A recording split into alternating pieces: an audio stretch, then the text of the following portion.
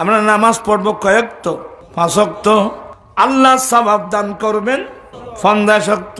18 শতকের মহাকবি 36 বছর বনবাসী সাধক আল্লামা হযরত শাহ সুফি আল রাজা প্রকাশ কানুসার বার্ষিক উরস ও মুরব্বিয়ুল রিসালের সওয়াব উপলক্ষে 12তম পবিত্র ঈদে মিলাদুন নবী মাহফিল অনুষ্ঠিত হয়।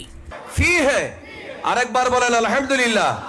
ফেব্রুয়ারির 4 তারিখ মঙ্গলবার চন্দনাইশ উপজেলার রাউলিবাগ বর্মা নাজিম সওদাগরের বাড়ির বিশিষ্ট ব্যবসায়ী মোহাম্মদ নাজিম উদ্দিনের সভাপতিত্বে এই মাহফিল অনুষ্ঠিত হয়। এটা প্রধান অতিথি আছিল উস্কাইন দরবার শরীফুর সাজ্জাদানসীন ও রজাই যুব তরিকত কমিটি বাংলাদেশের চেয়ারম্যান পীরজাদা মোহাম্মদ কুরশেদুল্লাহ রজাই। উদ্বোধক আছিল পূর্ব ঝিউরি শাহী জামে মসজিদুল খতিব মাওলানা মোহাম্মদ কামরুদ্দিন নুরি। মেহমানে আলা আছিল অধ্যক্ষ আল্লামা শাহ কুলিউর রহমান নিজামী। ইসলাম আলোচনা গুজি আঞ্জুমানে রজবিয়া নুরিয়া ট্রাস্ট বাংলাদেশের চেয়ারম্যান ফিরে তরিকত আল্লামা আবুল কাশেম নুরি। মাওলানা মোহাম্মদ আহমদুল্লাহ ফুরকান আল কাদেরী, শাহজাদা মাওলানা ইমামউদ্দিন রজাই সহ প্রখ্যাত আলেম ওলামা। পরিশেষে মুসলিম উম্মার শান্তি কামনায় আখেরি মোনাজাত পরিচালনা করা হয়।